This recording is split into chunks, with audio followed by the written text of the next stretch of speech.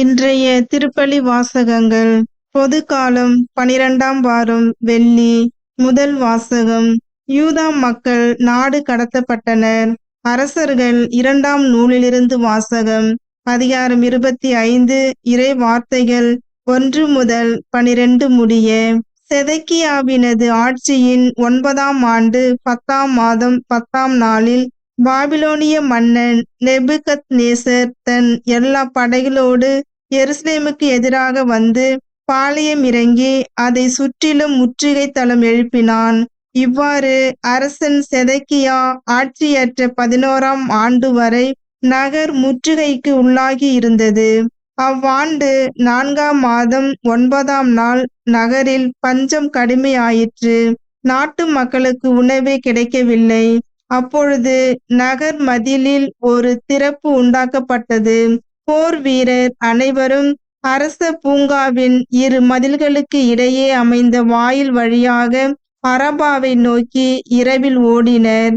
கல்தேயரோ நகரை சுற்றி முற்றுகையிட்ட வண்ணம் இருந்தனர். கல்தேய படையினர் அரசனை பின்தொடர்ந்து சென்று எரிகோ சமவெளியில் அவனை பிடித்தனர். அவனது படை முழுவதும் அவனை விட்டு சிதறி ஓடிற்று.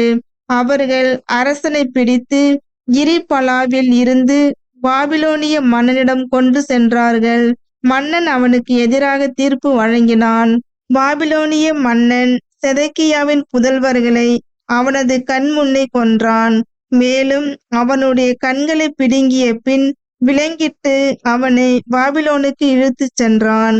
பாபிலோனிய மன்னன் நேபுகத்நேசர் ஆட்சி ஏற்ற 19ஆம் ஆண்டு 5ஆம் மாதம் 7ஆம் நாளன்று அவன் பணியாளனும் மெய்காப்பாளர் தலைவனுமாகிய நெபுசரதான் எருசலேமிற்குள் நுழைந்தான்.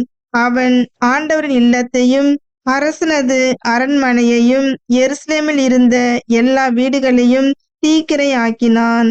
பெரிய வீடுகளை எல்லாம் தீயிட்டு பொசுக்கினான். மெய்காப்பாளர் தலைவனுடன் இருந்த கல்தேரின் படையினர் எருசலேமை சுற்றிலும் இருந்த மதில்களை தகர்த்தெறிந்தனர். மெய்காப்பாளர் தலைவன் நெபுசரதான் நகரில் எஞ்சியிருந்த மக்களையும் பாபிலோனிய மன்னனிடம் சரணடைந்து இருந்தவர்களையும் விடப்பட்டிருந்த கைவினைஞரோடு சேர்த்து நாடு கடத்தினான். மெய்காப்பாளர் தலைவன் திராட்சை தோட்டங்களையும் வயல்களையும் கவனிக்கும் பொருட்டு நாட்டின் ஏழைகள் சிலரை அங்கேயே விட்டு வைத்தான். ஆண்டவரின் அருள்வாக்கு. இறைவனுக்கு நன்றி. பதிலுரை பாடல். திருப்பாடல் 137 வசனங்கள் 1, 2, 3, 4, 5 மற்றும் 6 முடிய. பல்லவி. உன்னை நினையாவிடில் என் நா மேல்வாயோடு ஒட்டிக்கொள்வதாக. பாபிலோனின் ஆறுகள் அருகே அமர்ந்து நாங்கள் சீயோனை நினைத்து அழுதோம். அங்கிருந்த அலரிச் செடிகள் மீது எங்கள் யாழ்களை மாட்டி வைத்தோம். பல்லவி. உன்னை நினையாவிடில் என் நா மேல்வாயோடு ஒட்டிக்கொள்வதாக. ஏனெனில் அங்கு எங்களை சிறையாக்கினோர் எங்களை பாடும்படி கேட்டனர். எங்களை கடத்திச் சென்றோர் எங்களை மகிழ்ச்சிப்பா இசைக்குமாறு கேட்டனர். சீயோனின் பாடல்களை எங்களுக்கு பாடி காட்டுங்கள் என்றனர். பல்லவி. உன்னை நினையாவிடில் என் நா மேல்வாயோடு ஒட்டிக்கொள்வதாக. ஆண்டவருக்கு உரித்தாகும் பாடலை அந்நிய நாட்டில் எங்கனம் பாடுவோம். எருசலேமே, நான் உன்னை மறந்தால் என் வழக்கை சூம்பி போவதாக. பல்லவி. உன்னை நினையாவிடில் என் நா மேல்வாயோடு ஒட்டிக்கொள்வதாக. உன்னை நான் நினையாவிடில் எனது மகிழ்ச்சியின் மகுடமாக நான் எருசலேமை கருதாவிடில் என் நா மேல்வாயோடு ஒட்டிக்கொள்வதாக. பல்லவி. உன்னை நினையாவிடில் என் நா மேல்வாயோடு ஒட்டிக்கொள்வதாக. நற்செய்திக்கு முன் வாழ்த்தொலி. அல்லேலூயா, அல்லேலூயா.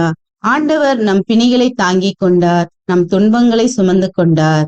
அல்லேலூயா, அல்லேலூயா. நற்செய்தி வாசகம். நீர் விரும்பினால் என் நோயை நீக்க உம்மால் முடியும். மத்தேயு எழுதிய தூய நற்செய்தியிலிருந்து வாசகம். அதிகாரம் 8 இறைவசனங்கள் 1 முதல் 4 வரை.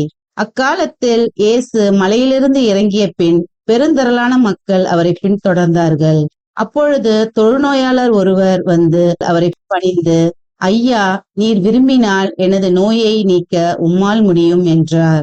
இயேசு தமது கையை நீட்டி அவரை தொட்டு, நான் விரும்புகிறேன், உமது நோய் நீங்குக என்று சொன்னார்.